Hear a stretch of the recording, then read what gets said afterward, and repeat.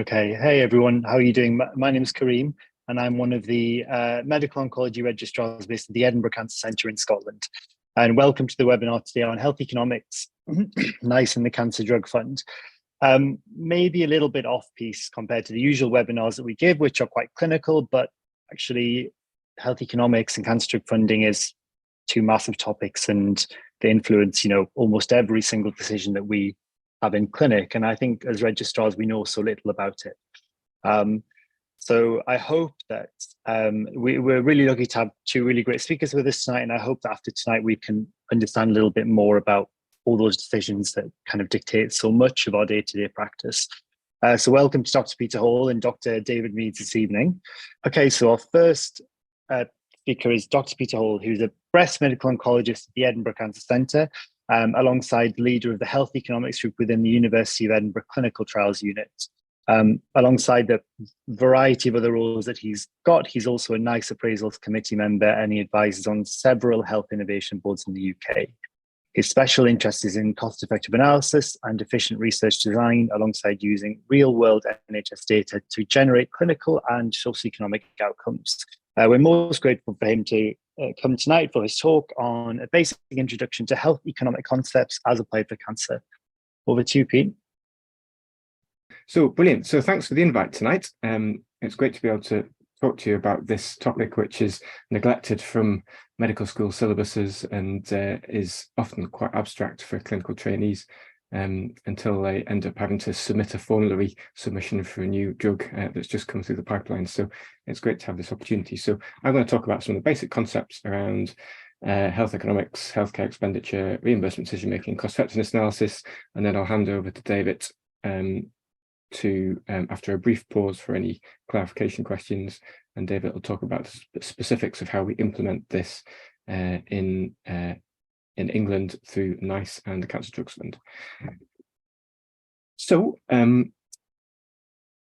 by way of context, so the UK annual healthcare expenditure is very big, so 187 billion per year. A couple of years ago, that was 9% of UK GDP, so that's about 9% of our nation's wealth that we spend on healthcare, health and social care, and that unsurprisingly jumped up to about 12% during the pandemic. We don't see any signs yet of that reducing. And actually, during economic stress, we tend to see healthcare expenditure relatively jumping up compared to other parts of the economy, public sector spending, and it tends to stay that way rather than going back up again. So both the quantity and the proportion of our wealth that we spend on healthcare is going up over time, and has done so for at least a century. So, So why is that? So the finger has been pointed at people living longer. In the UK, we provide healthcare free, so there's no constraints. There's increasing patient expectation, what we refer to as political, as healthcare consumerism, or thinking of healthcare as a commodity. So we all have a right to healthcare in the UK. It's free, so we want as much as we can get. So there's no brakes on provision of healthcare and the expenditure that necessitates. And delivering healthcare is expensive, partly because of high costs of labour and buildings, hospitals, and so forth. But what is the big driver, and I guess sometimes falls under the shadow of other parts of healthcare expenditure, is new technologies. New scientific advances are typically expensive when they're introduced, and typically they're added to current care rather than replacing current care. So each time we get a new great treatment, it's added, it costs lots of money, so healthcare expenditure just goes up and up. However, more expenditure doesn't necessarily lead to better patient outcomes, and the US has very helpfully undertaken an experiment over the last half century whereby they've spent around double the majority of other developed nations on their healthcare, and have amongst the worst health outcomes amongst developed nations. So more money on healthcare doesn't necessarily lead to better outcomes. It's more about how you spend it and the system that you're spending it on. So health economics is a discipline which provides us with a toolbox of methods that we can use to help us work out how to spend the money that we have available on healthcare. So first of all, some key concepts. So what is economics? Maybe it's something about money or complicated maths. David's very good at complicated maths, maybe good at spending money as well. But actually, economics is about this. It's about human behavior and the study of choice. So this guy, everything he's been taught is telling him that he should choose the apple, but we all know that he'll choose the cake. So economics is about choices that we face and how humans grapple with that. So the chairman of the London School of Economics 90 years ago defined economics as a science which studies human behavior as a relationship between ends and scarce means which have alternative uses. It's the science of choice. So why do we need to choose? Well, our resources are finite. So we refer to this as operating in an environment of scarcity. We choose how to allocate our scarce resources to maximize our happiness or our satisfaction with life. And this is the economic concept of utility. So we all act to maximize our utility or the joy, happiness that we get out of the choices that we make. But in doing so, given that we are operating in an environment of scarcity, we need to make some sacrifices. We want everything, but we can't have everything. So when we choose something, there are other things that we can't get. So there's always some benefit foregone when we make a choice. And this benefit foregone is what we refer to as opportunity cost. So there's three key concepts there that we need to keep coming back to. So here's an example. I've got £1. That's not quite enough to buy chocolate and an ice cream, so I have to choose. This is our scarce resource. I would choose the chocolate, so the happiness that I get from consuming that chocolate is a utility, but the happiness that I would have derived from consuming that ice cream is the opportunity cost. So principles are related, but are a bit specific in the context of healthcare. So here we have finite healthcare budget, and we need to choose how to allocate it. Do we allocate it to man A or man B?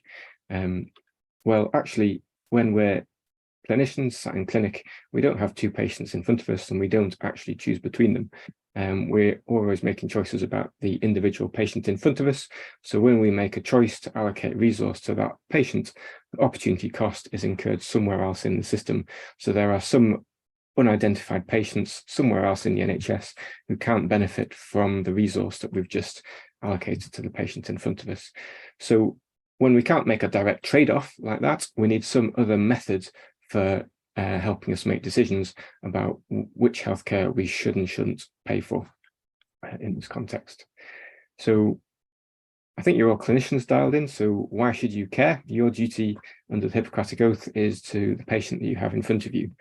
You might have a duty to society, but it's very intangible when we're sat in clinic making day-to-day decisions. And in fact, as we've said, you haven't had a lot of health economics training, so do you have the expertise to be making those decisions? Well, probably not. So that's why reimbursement decisions are made at a higher level. So this is where we have national guidelines developers and policymakers who make decisions about what we can and can't use within our NHS portfolio. But that doesn't mean we don't have a responsibility still to make sensible choices. But it all comes down to the opportunity cost. So when we're spending money on new treatments, there's somebody else in the NHS that can't benefit from that money. So reimbursement decision making is all about this. So health economics helps us try and work about, or at least think about, what is an acceptable opportunity cost to incur when we spend new money. Health economics is about measuring opportunity cost, valuing healthcare. Key tool of the trade is cost effectiveness analysis, and we make decisions with respect to this concept called the cost effectiveness threshold, or willingness to pay threshold. So this is another core concept, so let's just think about that in a bit more detail.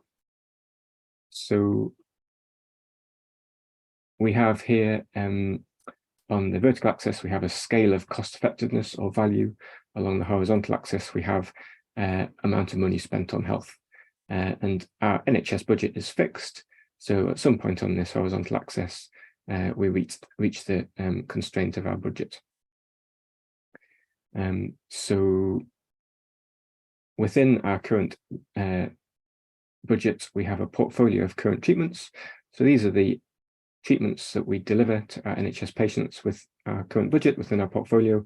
And you can see each treatment consumes a different proportion of the NHS budget. And here we have them ranked in value or cost effectiveness, where the more cost effective treatments are on the left. So let's consider a situation where some new treatments come along. So these treatments don't yet have proven benefits, but they have good evidence. So we need to decide if we want to adopt them within our portfolio or not. So these two treatments on the right, these appear to be of lower value than the current least valuable or least cost-effective treatment in our current portfolio. So they're worse than best we can do at the moment. So it's probably not worth reallocating money into those. So we'll get rid of them. Whereas these two treatments appear to be more cost-effective than some of the treatments that we're delivering at the moment.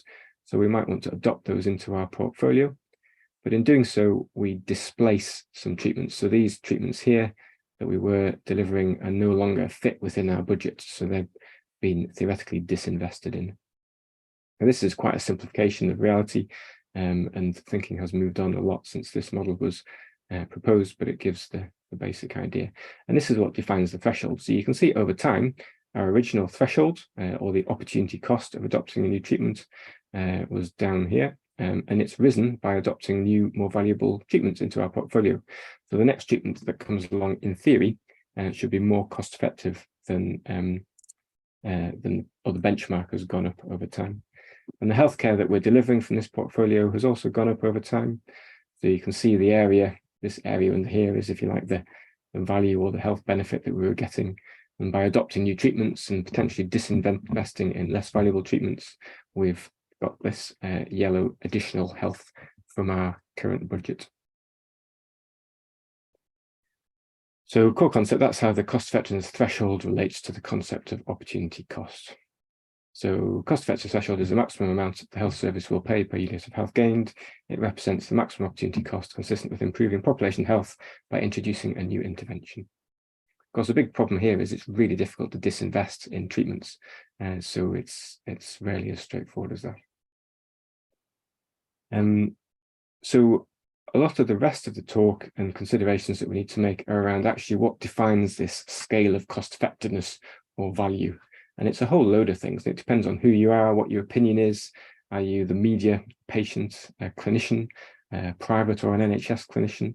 Are you a pharmaceutical company? There's a whole load of factors that weigh into this potentially. So let's think about how we start to make some assessment of cost effectiveness. So cost effectiveness analysis, key tool of the trade. So here we have an example. So we have a fixed healthcare budget of £100,000. We've got two new treatments that have come along. One is a new inhaler for asthma, and the other is a new antihistamine, which can also reduce problems with asthma. And the inhaler costs £50 per treatment, and the new antihistamine costs £100 per course of treatment. So we need to choose between the two. So within our fixed budget, we can treat 2,000 children at that price per child treated, but we can only treat 1,000 children with the antihistamine medication because it's more expensive per treatment. However, if we invest in those 2,000 children with the inhaler, we will prevent 10 hospital admissions on average, whereas the antihistamine medication appears to be more effective. So even though we're only treating 1,000 children, we'll prevent 20 hospital admissions in those children. So we can turn that into a ratio. So the cost per admission prevented with the inhaler is £10,000 per admission prevented, whereas with the antihistamine, it's only £5,000 per admission prevented. So it's essentially twice the value, or you're getting twice the good amount of good outcome for the same amount of money. So here it's a no-brainer. We would choose the antihistamine medication because it offers the best bang for the buck. With our budget of £100,000, we're preventing 20 hospital admissions instead of just 10 with the inhaler. So that's very straightforward. Let's consider an alternative scenario. So we've now adopted the antihistamine medication and we're allocating our budget to that. So option number 3 is a new painkiller. This costs £10 per course, so super cheap. We can treat 10,000 back pain sufferers with that budget, and that will prevent 5,000 days stuck on a sofa. So potentially very effective. So half the patients that we treat are able to get off the sofa, get back to work, and have a good quality of life. So the cost per sofa day prevented is £20. So what do you think? Bit of a trade-off here. Well, this is quite tricky, isn't it? Because although this seems like incredible value, we're benefiting loads of patients. There's a few different things to consider here. So these are adults rather than children. Maybe we would value children more because they've got longer to live, or maybe we just care about our children more. Also, we need to know something about how much we value a sofa day compared to hospital admission. Arguably, a hospital admission is probably worse than the day spent on a sofa. So actually, we're not comparing like with like. And it might be that we'd want to stick with the inhaler despite this comparison. But that's a really difficult comparison to make. And different people with different perspectives would probably have a different judgment on this. So we need a uniform way of making these sort of decisions. And that's where we come to another key concept. And this is the metrics that we've adopted for measuring health. So health is generally some combination of length of life and the quality of that life. So we can measure length of life with this concept of life years, that's a mean life expectancy, and quality of life by weighting that life expectancy by some kind of quality of life weight, which we might refer to as a health-related utility weight. We can assign this utility weight on a scale of 1 to 0, where 1 is full health and 0 is dead. You can have negative values as quality of life worse than death. And we can combine these two to produce the quality adjusted life year, or QALY, something you've all probably heard of.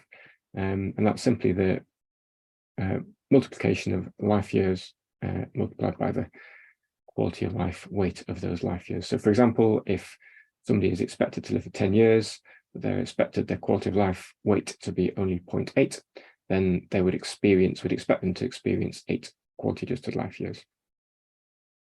When we're doing cost effectiveness analysis, we're always comparing one intervention with another, or typically a new intervention with current standard of care. So here we're interested in the ratio of the difference in costs against the ratio of the difference in benefits. So this gives us the incremental cost effectiveness ratio, which is the comparative metric that we'll use and that we'll come back to. So here's some example ICERs. So there's a few treatments where we get very high value, so less than £3,000 per quality adjusted life gains, such as neurosurgery for benign brain tumours. Some treatments are a bit more expensive per quality, such as hemodialysis. Some treatments are more expensive than what we'd consider to be a realistic cost effectiveness threshold of £30,000 per quality, such as anticholinesterase for mild Alzheimer's dementia, or indeed in 2006, the new drugs that came in for renal cancer, the TKIs, such as sunitinib at the time. There are some treatments that do no harm and good, where we might refer to the ICER as being dominated, or negative ICER. So before I hand over to David, I'm just going to talk a little bit through an example of how we might think about getting an ICER out of the evidence base in a cancer context. So just to remind you, if a new drug is going to make its way to market, it'll first need a license or marketing authorization in the UK from the MHRA, and they make a judgment on safety, efficacy, and quality of manufacture, where the gold standard is a randomized controlled trial comparing with a placebo, so highly controlled scientific environment, using highly selected populations to give us an estimate of safety and efficacy. Step 2 is for the NHS to decide if it's worth investing money in that treatment. So subject to a positive licensing decision, we need a reimbursement decision, and this takes into account effectiveness, which can be thought of as real-world efficacy, so how a treatment performs in a real-world healthcare setting, and cost effectiveness, which is the ratio of that effectiveness to costs, so value for money. And here the gold standard isn't necessarily the randomized controlled trial, because that doesn't necessarily give us all the information about real-world context and costs and quality of life and so forth. So we tend to need to use a decision model or health economic model to help us try and extrapolate from clinical trial-based evidence to the full breadth of information that we need to make an assessment about cost effectiveness in a suitable population. So here's a visualization of that. So we might typically use a decision model, which produces an ISA, our estimate of cost effectiveness. Into that decision model goes estimates of effectiveness and estimates of cost. But contributing to those estimates is a whole raft of different types of evidence. So we not only want to know about how well the treatment works, but we want to know about its real-world performance against current standard of care rather than placebo. We want to know about long-term outcomes, response rates, recurrence, and how the trial populations that the evidence has been taken from, how the treatment might perform in real world. All of that goes into what can be quite a complex model and spits out our cost effectiveness estimates. This decision model, it can seem complex, but actually it's something with which you're all very familiar with. It's a representation of the clinical care pathway, where we characterize patient characteristics and we track how patients travel through the standard treatment pathway. And as they do so, they travel through these different health states and experience different levels of quality of life, incur different levels of costs, and may die at any point to survive by different durations. So a health economist submitting their evidence on cost effectiveness to the NHS will typically produce a model that looks a bit like this. So a really important test case from the past was trastuzumab or Herceptin as adjuvant treatment for early breast cancer.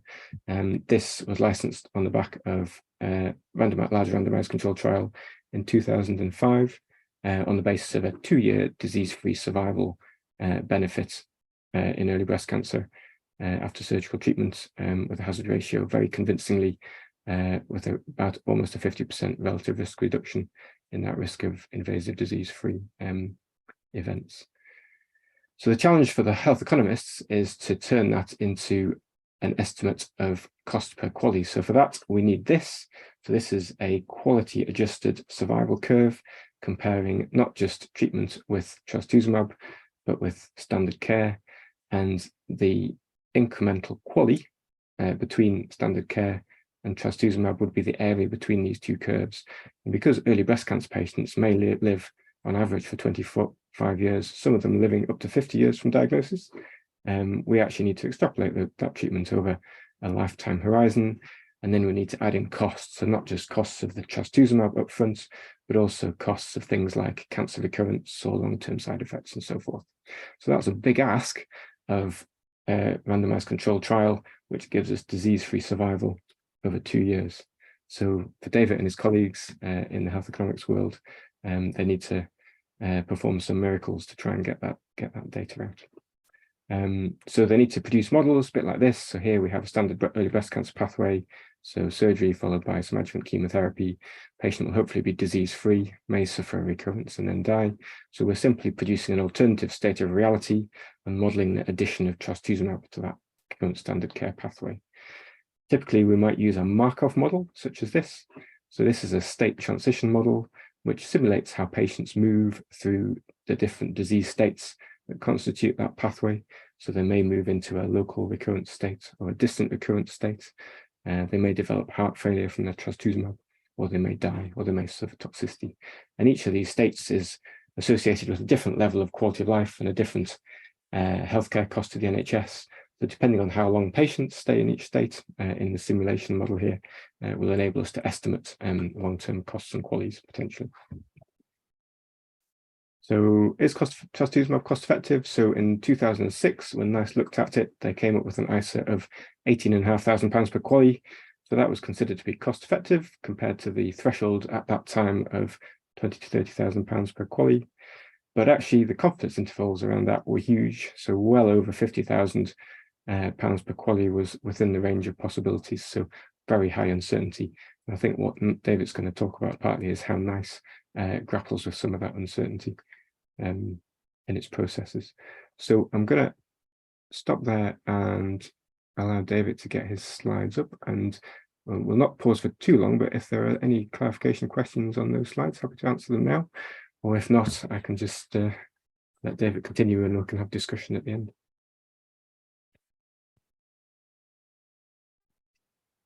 I'm relying on you, Karim, to flag up. Yeah, there's nothing in the chat at the minute. We'll just leave it a second to see if anybody types anything. I suppose I have one question for you, Pete, just a brief one that, there's, say that you are you have a drug that has been currently funded and you are comparing it to a new drug that's not yet been funded, or you're looking at funding and you're saying, the budget needs to come from somewhere, so you're trying to get rid of one for another, and you're comparing them in terms of their cost effectiveness and qualities. But you do hear time and time again this argument that a quality is not equal to a quality. So, for example, giving 3 qualities at the end of life is not the same as giving someone much younger 3 qualities. So how do they account for that? Because if you just crudely looked at the cost per quality, you would just remove the worst one and put a new one in. But the context is not the same, right? Yeah, I think we're probably going to cover some of this in David's talk around society weights and end-of-life criteria and so forth. I mean, end-of-life criteria is one example, which I guess has been around for the last 15 years or so, hasn't it? Where if a drug is indicated for a condition which is particularly burdensome with a short life expectancy, then we may consider that to be of higher value and accept a higher threshold. But yeah, in terms of comparator, we would always say compare with current standard care, where likely the patients are of similar characteristics, whether treated with a new drug or current standard of care.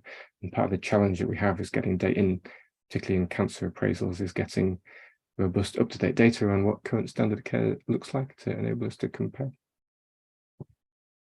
I don't know if that maybe partially answers your question, but I think it'll be fully answered as David does his talk. Got you. Sounds good. There's just another couple of questions in the chat. One related to you, Pete. How is quality of life for quality calculated, and who decides it? Patients, clinicians, charities, or all of the above?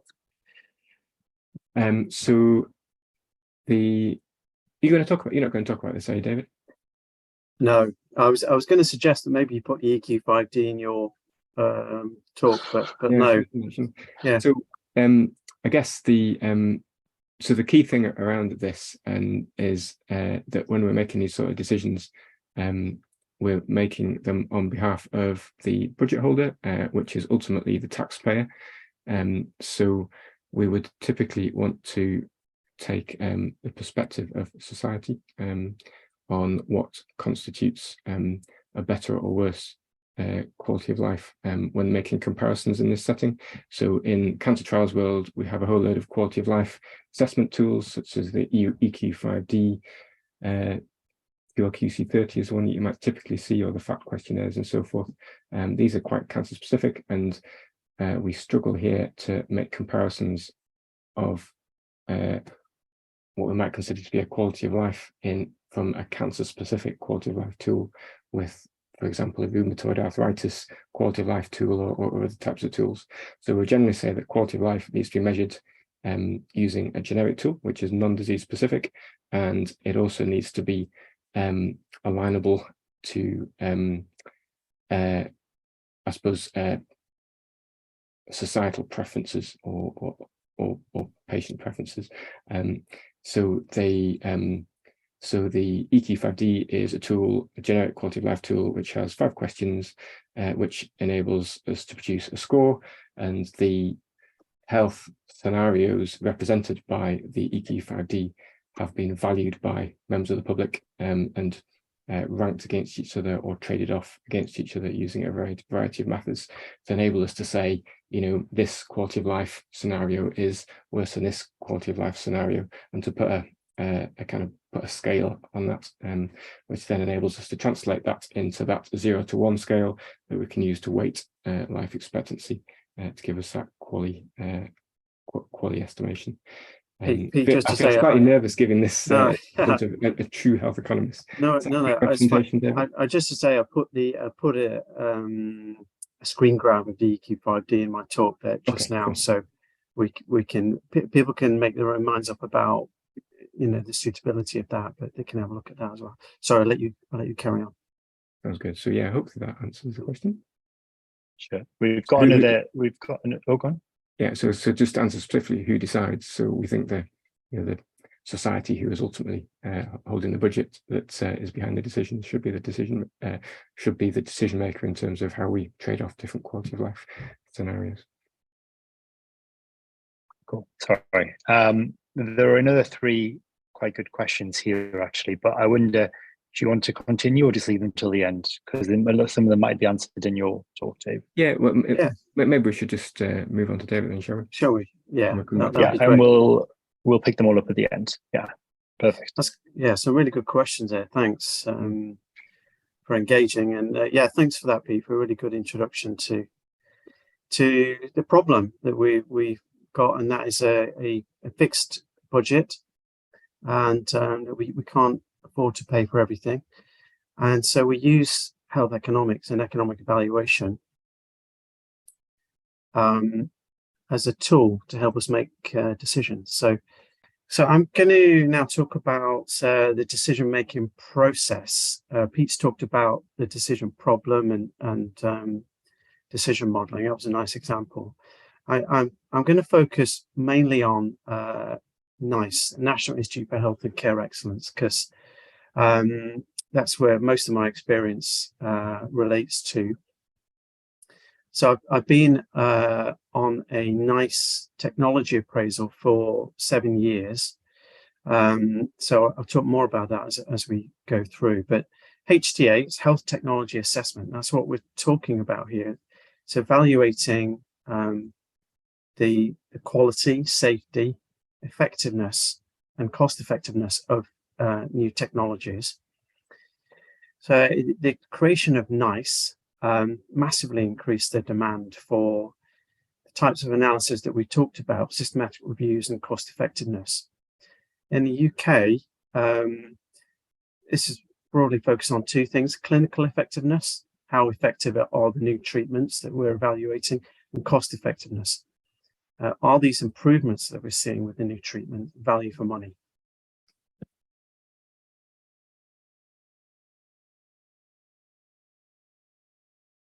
So the National Institute of Clinical Excellence, as it was called, was set up in 1999, I think as a virtual health board. It changed its name in 2013, but it's always been charged with evaluating new and existing health technology. I say technology, what I'm talking about here is new treatments and medicines and devices, etc. We're also charged with developing guidance and quality standards for health and social care in England, and in fact, the remit for guidelines is for the UK, I think. So their overall aim was maximising the benefits in terms of healthcare from that fixed budget that the Department of Health gets from the government. Also containing costs and managing demand, but crucially giving payers, NHS England, bargaining power in healthcare markets. What would drug companies charge if they could charge anything they wanted to? Well, without NICE there to have that bargaining power, we'd probably be paying quite a bit more for the medicines that we use. Also, one of the big things that one of the key motivations for their introduction in the UK was to try and get rid of the postcode lottery. This concept that where you lived in the UK determined what treatments you had access to. And that was because there might have been uncertainty about which treatments worked. Different health boards were doing their own research about which treatments should be reimbursed. And so just having one central body who is evaluating the evidence, producing guidelines, and providing clear information about whether treatments should be provided or not, it was hoped that would do away with this postcode lottery. Okay, so just focusing on NICE then, they've got a series of different HTA programs, okay, and they're listed in this table from and extracted from a very recent paper here. Sorry, we've just got abbreviations across the top here, but TAP is a technology appraisal program, and I'm going to focus mainly on that. MTG is so technology appraisals mainly focuses on medicines evaluations. Medical technologies focuses on devices predominantly. DAP is the Diagnostics Assessment Program. So obviously the clues in the name there. They just focus on tests, screening, and diagnostics. Highly specialized treatment program. This is looking at mainly medicines for very rare conditions for populations where the prevalence is below 1 per 50,000. And then CG is clinical guidelines. Okay, and I'm going to just make a little comparison between that and the technologies appraisals program. But they've got different characteristics in terms of what technologies they look at, how technologies are triaged to them, what evidence they need to see, and how those appraisals are conducted. So, NICE technology appraisals versus guidelines. What's the difference? So this is just an example of a appraisal guidance document from NICE, a very recent one, which is looking at appraisal of immunotherapy in lung cancer. And so appraisals tend to look at one specific treatment for a specific population, whereas guidelines look at usually the whole pathway for that particular population. So in this example, we've got the guidelines for lung cancer, and this will cover the diagnosis of patients, the initial management, surgery, different lines of therapy that could be received. And I bet the key difference is, as well as the guidelines being a much bigger document that's reviewed less frequently, the key difference is the guidelines are just that. They're just guidelines, and they can be taken up or not by clinicians and by health boards. Okay, they're recommendations about best practice, but they don't need to be adhered to. And this is the key distinction here between appraisals and guides. Appraisals are legally binding.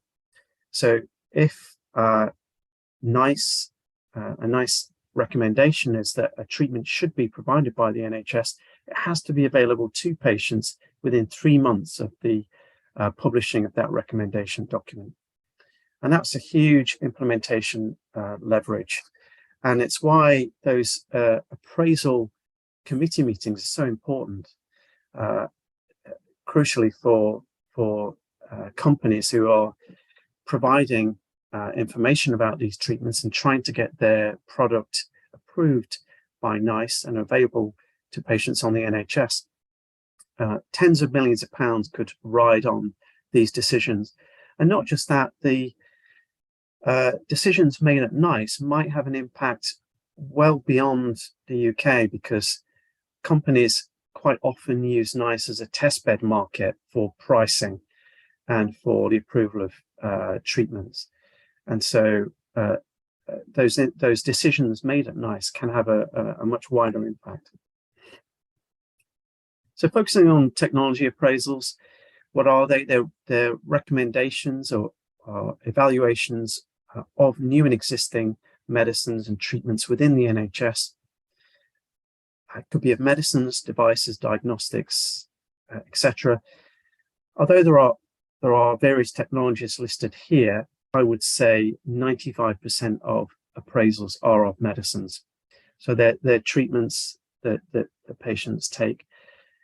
The appraisals are based on reviews of clinical and economic evidence, and as Pete said, usually they're based around a decision modeling framework that tries to synthesize all the clinical and economic evidence from different parts and to produce a value statement about a particular drug. What treatments get triaged for appraisal through NICE? Usually it's through horizon scanning, through NHS England and the Department of Health. Technology appraisals can be either single or multiple technology appraisals. So single appraisals is where we just consider one new technology versus standard care, and multiple technology appraisals is where we are comparing multiple new technologies against standard of care. So an MTA takes much longer to do, and for various reasons, they're not very popular. I think nowadays almost all appraisals are single technology appraisals, and there are various pros and cons to that. Okay, in terms of the appraisal process, if you like, there is a guidance document that's been developed by NICE, the NICE Health Technology Evaluation Manual. That was recently updated in 2022. And in that, it's essentially the Bible for health economists. It states what NICE want to see in terms of evidence that's submitted to them for assessment. And in this, they state that they've got a preference for cost utility analysis. So that means that the metric of interest is the cost per quality that Pete's already talked about. So how much does it cost to generate an additional quality adjusted life year using this new technology?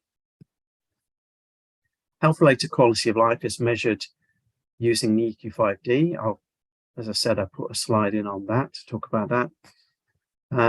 And in terms of the costs that they consider, they want to see costs that are related to the health and social care perspective, and not costs related to loss of productivity, time off work, out of pocket costs to patients or carers, etc. Okay, that can be used in supplementary evidence, but really they're interested in the cost impact to the health and social care sectors. We might say, why are they so prescriptive about the methods? And the reason is, if you use different methods, you can get different answers. If you use a different way of measuring quality of life, you might get a different incremental cost effectiveness ratio. If you use a different framework for analysis, like cost effectiveness analysis, that creates problems. And if NICE are able to standardize the way that evidence is generated and submitted, then it helps them make consistent decisions and allocate resources effectively across different therapeutic areas. So someone had a question about quality of life, and this is, it's not the only way that it's measured for economic evaluation, but it's the most common way it is, and it's through this measure called the EQ5D questionnaire. It's called the 5D because it's got 5 dimensions, which are, you can see there listed: mobility, so how good you are at getting about; self-care, whether you can look after yourself and wash and dress yourself; usual activities, can you do what you usually like to do; pain and discomfort; and anxiety and depression. So 5 dimensions, and in each one you have 3 levels. No problems, some problems, or very severe, severely affected. There is another version with 5 levels, which is a bit more sensitive. But this is the most commonly used questionnaire, not just in the UK, but worldwide, to generate evidence relating to the quality of life impact of different conditions. So obviously, the more severe a condition is, the more value potentially a treatment has in reducing the impact of that burden. So we've got time at the end, so we can perhaps talk about the way that quality of life is captured, but that just gives you an idea. And usually this is included in clinical trials, and patients will complete this at the beginning and at various follow-up time points, so we can see what their trajectory of quality of life is and what the impact of the new technology is on their quality of life compared to standard of care or placebo. Okay, so that's quality of life.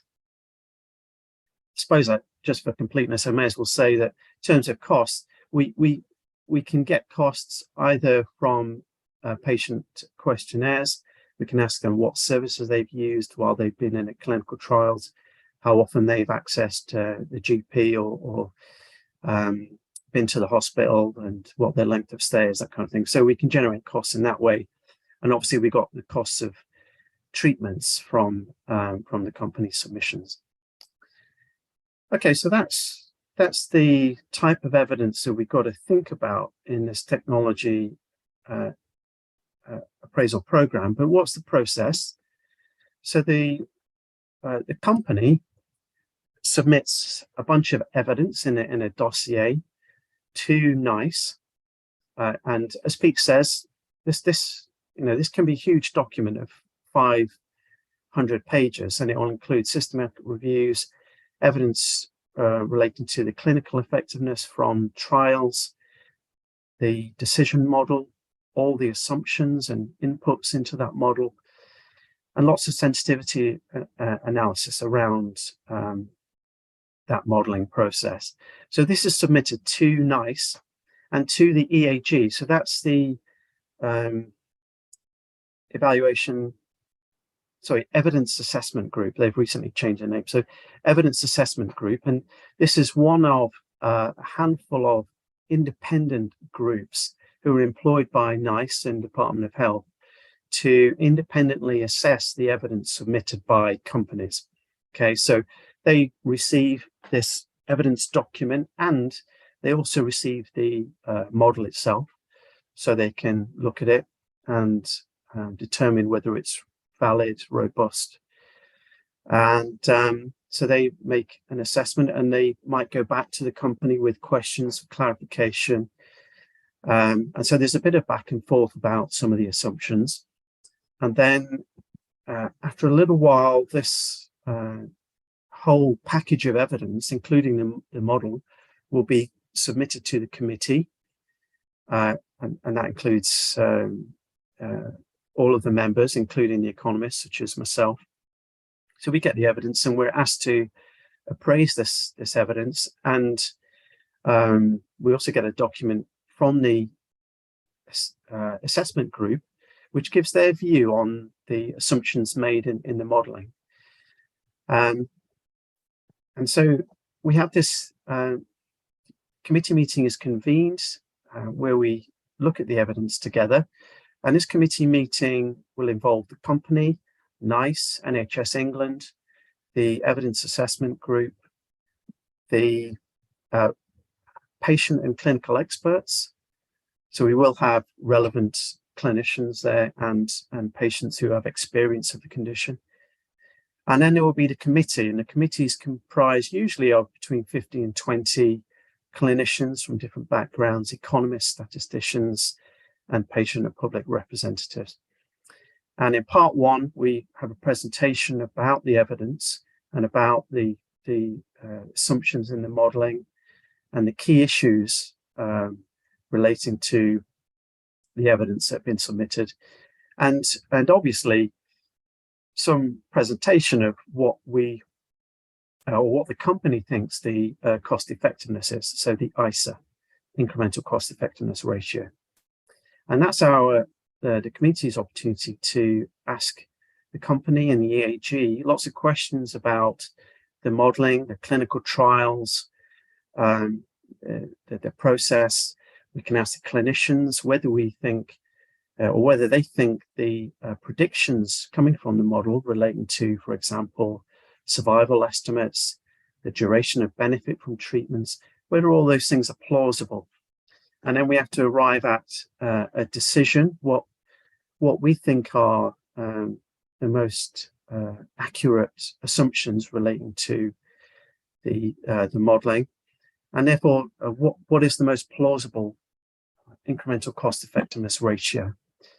And at that point, we'll produce what's called an appraisal consultation document, which is a draft guidance document where we state what we believe to be the most plausible assumptions and the most plausible ICER.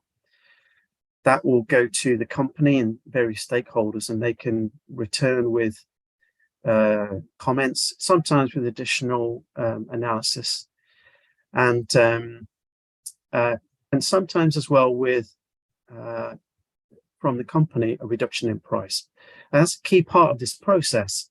Is if there's a negative recommendation, that the company can come back and say, well, okay, we're going to make what's called a patient access scheme, so a simple price reduction, and then we can see what that does to the ISA and the value proposition. And so that hopefully at some point we can arrive at what's called a final appraisal document. And when that's published, that is when the clock is ticking. And if it's a positive recommendation, the NHS have 3 months to provide that treatment to patients. So it's a very complex process, but very structured and transparent, and nice to have a very structured timeline for all of this process, including sort of the number of months it allows for each step of this process, to make sure that this appraisal program doesn't hold up promising new technologies, and that we can get them to patients as quickly as possible. So what can the recommendations be from this appraisal process? Well, recommended, well, that's a yes. So we think that the technology is cost effective and it should be available to patients. Optimized, which means that it's a positive recommendation, but for a smaller subset of patients, which might relate to severity of disease. So it might only be recommended for the most severe disease, or for patients with a particular genetic marker, for example. It might be recommended only in research, so it's can only continue to be used in trials, for example. This recommendation is hardly ever made. And then the fourth option is it's a no. Okay, we don't believe that this is a cost-effective use of NHS resources, and it's not going to be available to patients. I'll talk a little bit more about managed access schemes, of which Cancer Drug Fund is one, because that is another option for us as a committee. Okay, so what's our benchmark for giving a positive recommendation? Well, Pete's already talked about it, and I'm sure you might know already, but if we arrive at a cost effectiveness threshold which is below £20,000 per QALY, then this is likely to be considered cost effective and it will be recommended. When we go above this value, and in between £20,000 and £30,000 per QALY, it can still be recommended by the committee, but we have to take into account other factors, such as the degree of uncertainty around the ISA, and aspects that relate to uncaptured benefits in the appraisal process. So if, for example, we have a cost effectiveness ratio, which indicates it's going to take £29,000 per QALY with this new technology to generate a QALY. If that is based on very solid evidence from multiple randomized controlled trials, we might say yes to that. But if that evidence comes from, let's say, a single-arm trial with a very small sample size, because there's much greater uncertainty around that in a qualitative sense, we might not be accepting of such a high ISA, and we might need to see that the price lowered for that particular medicine. Other things that we might consider have all the quality of life impacts of a condition being captured in the appraisal process. If not, there might be additional leeway given. If it's a relatively small patient population, and therefore the risk of us making a wrong decision is relatively low to the NHS, because it's a small group of patients. The financial impact on the NHS is going to be small. In that case as well, we might be accepting of a higher incremental cost effectiveness ratio. Okay. But when we go above £30,000 per QALY, then that's likely to be a no, unless, I'll talk about next, I think, yeah, the severity modifier. So Those familiar with NICE and appraisals might be or have heard of the end-of-life criteria. So until the beginning of maybe this year, this was relevant for appraisal, the appraisal process. Essentially, technologies that were applicable at the end of life, i.e. where patients were normally expected to live less than 24 months, and technologies where that they were associated with an additional 3 months of benefit over current standard of care, then they could benefit from what was known as the end-of-life premium. And therefore, the NHS essentially were willing to apply a QALY weighting of 1.7, which in other terms means we were willing to pay up to £50,000 per QALY. So we were willing to pay more for treatments at the end of life that extended life. Okay, and now that is no longer a thing. NICE have updated their methods, and they've replaced it with what is known as the severity modifier. Okay, and the idea here is basically to try and factor in the level of disease burden into the decision process. And for diseases where there is a significant disease burden, and that is measured by either a proportional or absolute loss of QALYs versus the general population, then in those cases we're allowed to apply QALY weighting. So you'll see in the table here, this idea of the severity of disease or the burden of disease is captured in proportional or absolute shortfall of QALYs. Essentially what we do is we think about patient population who might receive the new technology, and we say, well, okay, what would the general population of the equivalent age and gender matched, what would their expected QALYs be for the remainder of their life, and what is the QALY loss associated with having this condition for patients who are currently receiving standard of care. Okay, so what is the loss of QALYs, i.e. In terms of either a percentage loss or an absolute loss? And you can see that if the percentage loss of QALYs is between 85 or 95% compared to the general population, then we can apply this QALY weighting of 1.2.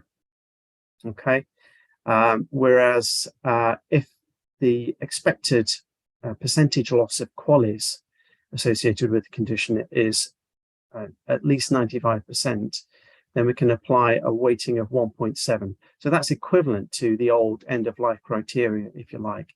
So NICE have only just applied this modifier this year. I think it came into play in February this year. And so companies, NICE, the committee are getting to grips with this whole new approach of thinking about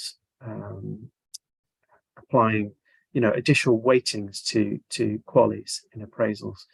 And there's a few teething problems, I think, and we'll have to wait and see how this plays out in future. And there's already been evidence that technologies in the past that may have been suitable for the end-of-life criteria, i.e. a 1.7 QALY bonus, if you like, don't achieve that benchmark given this severity modifier. So it's an interesting space that we need to keep an eye on. But just to give a quick example of what that might look like, just sticking with trastuzumab. Now, the company in this particular submission estimated that for the age-matched population for this particular group of patients, the QALY expectation over their remaining lifetime would be 14.63. Okay, and that you can generate that in different ways, but there's a nice sort of R-Shiny application that can let you generate those figures. but they estimated that the general population would expect on average to get over 14.5 QALYs. I can't show you what they estimated the QALY loss to be with for patients with metastatic breast cancer, because that information was redacted from public information. But so I made up some numbers essentially in this little Excel sheet here. So if we assume, as I said, the general population expectation for the population would be over 14.5 QALYs. If we assume it is just over 2 for this patient population, then that would lead to an absolute shortfall of just over 12.5 QALYs, or a proportional shortfall of 86%, which would mean this particular treatment would be eligible for a severity modifier of 1.2. So without the modifier, if we have an incremental cost of 15,000, again, made up numbers, and an incremental QALY of 0.43, we have an ISA of close to £35,000, so not cost effective. If we apply the new severity modifier, we're essentially multiplying the QALY gain by 1.2, which helps generate an ISA which is 29,000, so below the £30,000 upper range. So this could be considered to be cost effective. Again, just an illustration for you. Okay, so just a brief mention about the Cancer Drugs Fund. You, I'm sure, are familiar with it. It essentially came about for political reasons and through the promises of the Conservative government, and it was introduced there in 2016. Sorry, earlier than that, but it switched over to NICE in 2016. It was set up with a budget in 2014 of 200 million, and very quickly it was obvious that this was not a sufficient budget to fund these treatments. And now these, if you remember, that drugs that went into the Cancer Drug Fund were treatments that were considered to be cost ineffective by NICE, but for some reason we thought that they should be available to patients. And so this fixed budget was quickly used up. By 2015, the annual budget was 340 million. And at that point, some of the drugs had to be dropped from the fund because it was not affordable and they were clearly cost ineffective. As I said, this process, if you like, the scheme was taken over by NICE in 2016, where these treatments in the Cancer Drug Fund were started to be appraised for cost effectiveness. And with this new element introduced, whereby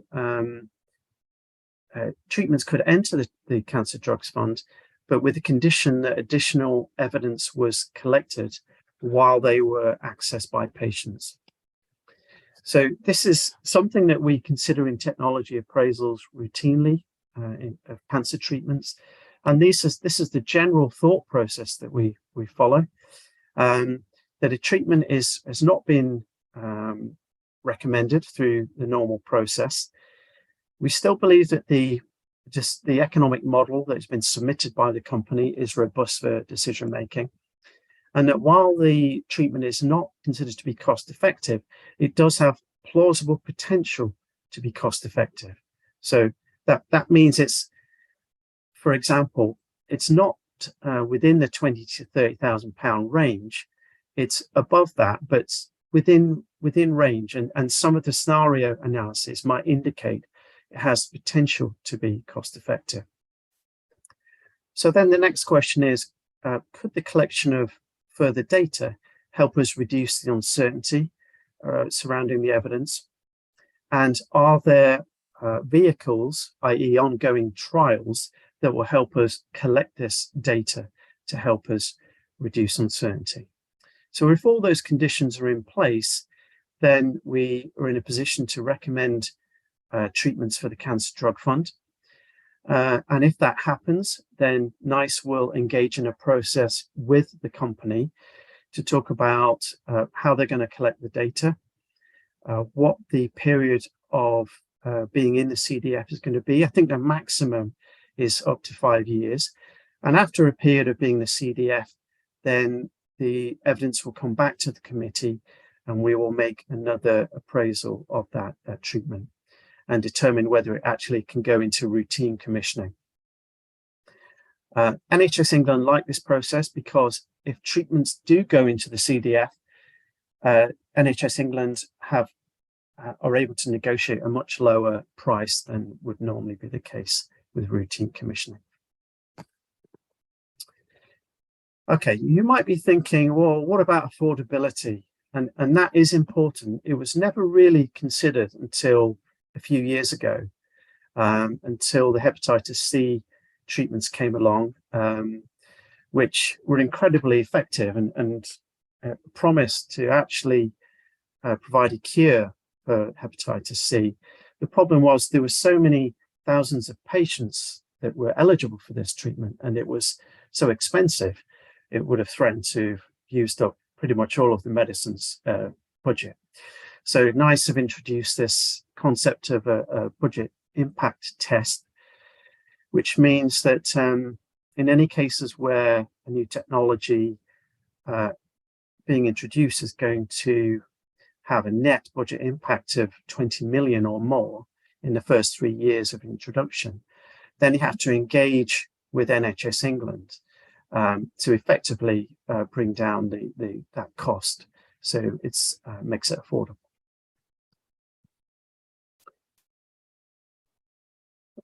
As I said at the top of this, when I was talking about technology appraisals, there is a lot riding on the decisions of those committee meetings. And some of those decisions have upset patient groups and pharma, obviously, for different reasons. And especially early on in NICE's lifetime, there was a lot of controversy surrounding some of the decisions. But I think it's fair to say that that's died down over time. And if you look at the history of those appraisal recommendations over time, overwhelmingly, they tend to be positive. So here's just a little summary of all the technology appraisals from, well, over 22 years. So from 2000 to the end of last year, NICE have published over 800 technology appraisal guidances, and within those, over 1,000 recommendations. And across all of those, over 80% have either been a yes in some groups, or a yes for the CDF, i.e. through managed access. And specifically in cancer, there have been close to 400 technology appraisals. That will be well over 400 now.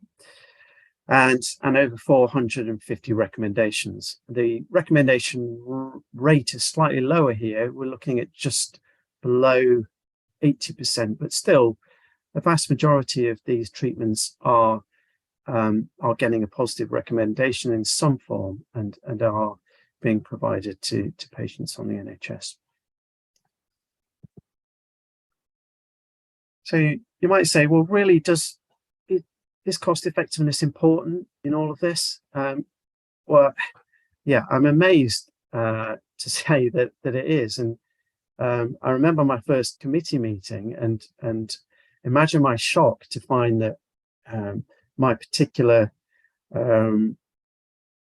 academic, as I thought it was, specialty, was actually at the forefront of this decision making. And really, it is cost effectiveness that drives most of the decision making relate to the availability of treatments. And someone did a review recently of appraisal decisions and some regression analyses looking at the impact of cost effectiveness on recommendations. And they found that cost effectiveness alone correctly predicted 82% of the decisions.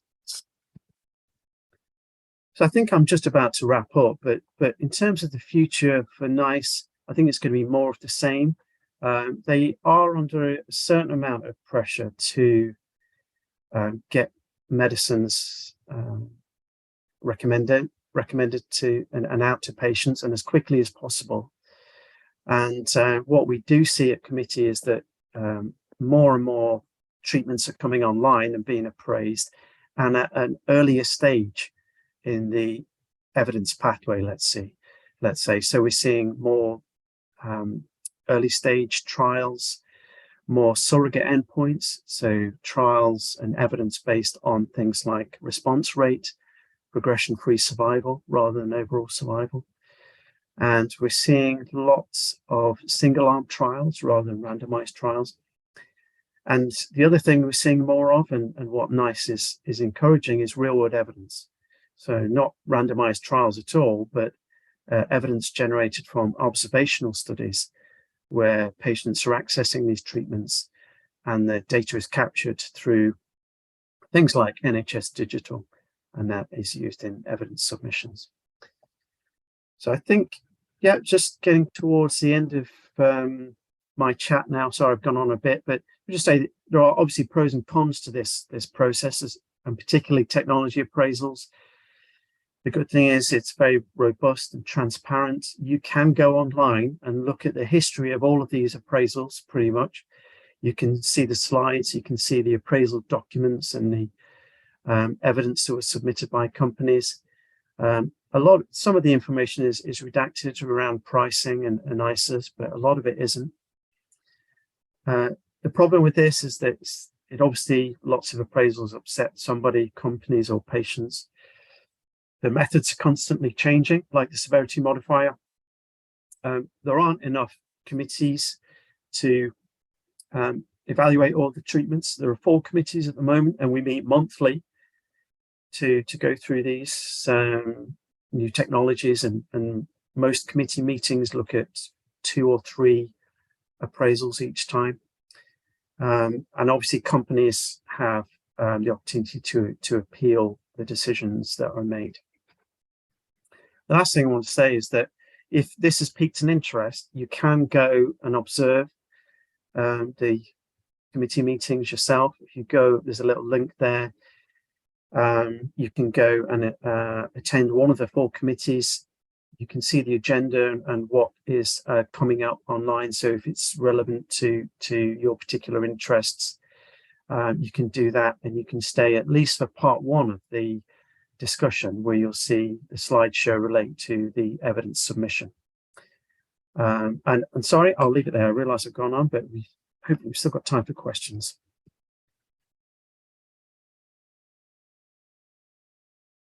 Thanks, Dave. That was great. A few questions in the chat. Just going back to this was related to Pete's talk.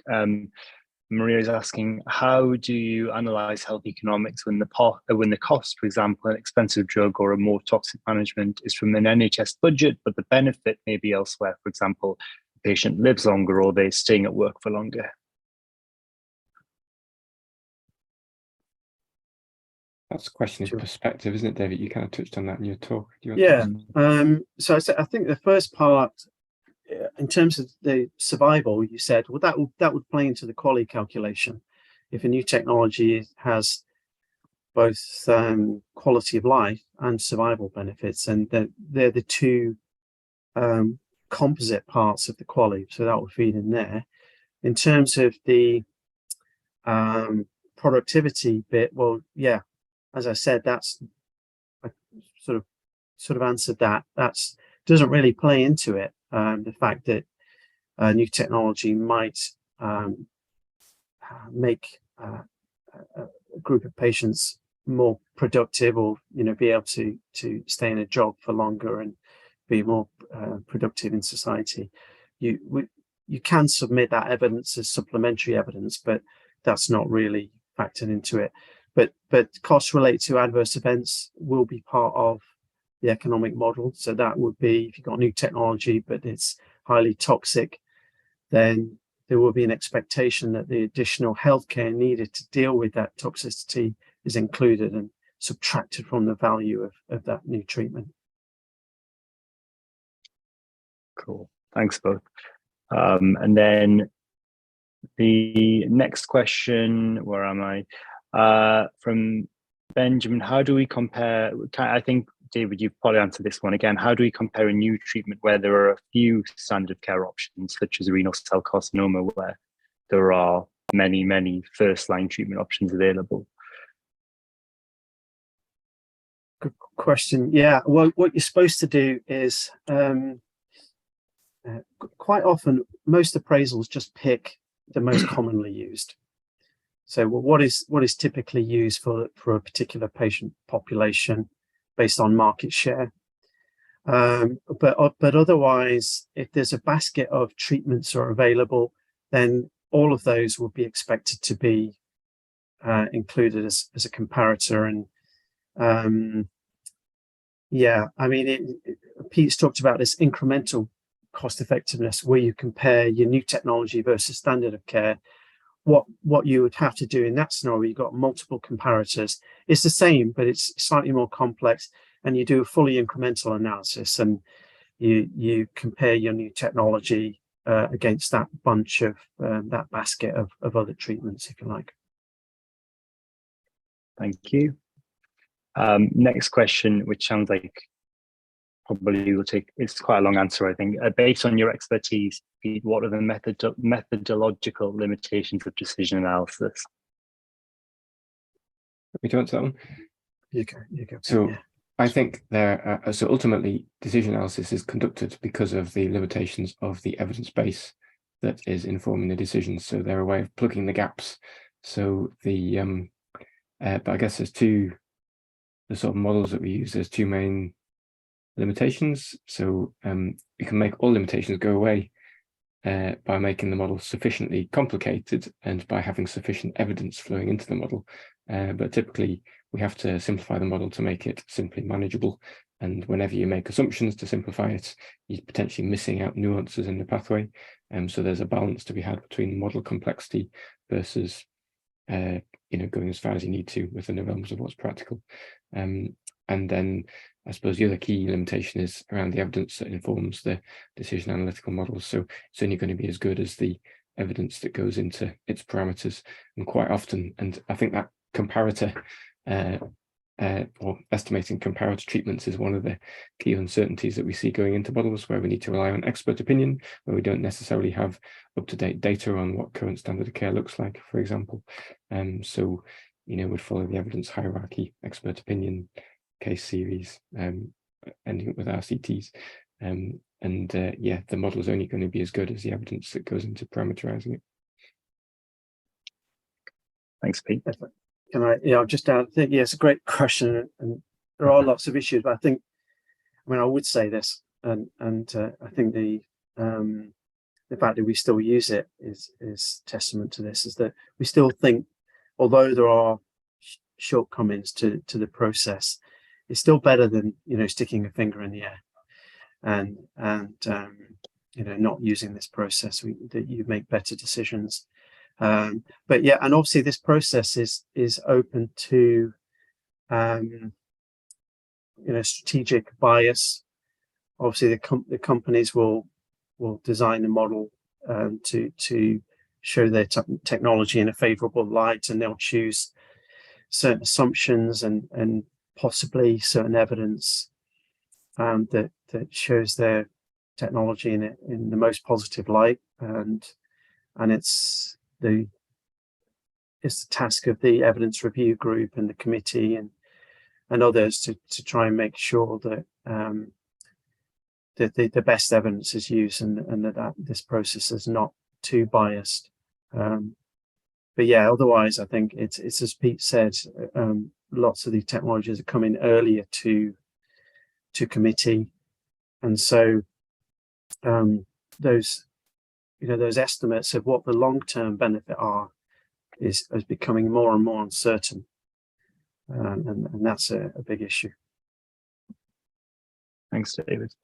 I'm really sorry, there are quite a few questions in the chat, but we probably only really have time for one more. But we can certainly email them over to Dave and Pete and ask if they can give us a hand answering them offline. But I suppose the last one we can ask now, which is quite a good one from Maria, what would the consequences be if a service does not implement a NICE approved treatment? I think probably to David, you were saying that they're primarily advised rather than dictated. So if a technology is not used, okay. Well, I think if we're talking about a drug, then and it's approved by NICE, then technically the patient could take the commissioners. I think they could take legal action. So legally, that should be available to patients. And where the flip side is if clinicians or health boards are providing treatments that are not recommended by NICE and they haven't accessed them in different ways, i.e. through compassionate means through the company, then it could be that they're not going to be reimbursed by the NHS England. Perfect. Thank you. This is a really interesting issue at the moment, isn't it? Because I guess things are a bit different in Scotland in that the SMC, Scottish Medicines Consortium recommendations aren't legally binding on health boards, but it's very difficult for health boards not to use those drugs, on political and grounds and, media scandal and all the rest of it. But we have just seen an example where this has come to the head, where there's a tension between a health board's ability to deliver a new treatment safely because of, capacity and service capabilities, and that needs to be weighed up against the benefits of the new drug, which may sometimes be marginal. So yeah, I think I think we haven't seen an example where an approved drug hasn't made its way to patients, but it can sometimes take a while and quite a bit of back toing and throwing while the service rallies itself together and works out how on earth to deliver this latest massively expensive and treatment that has a new burden on the service. Thank you both. Thanks so much for your time and for your talks.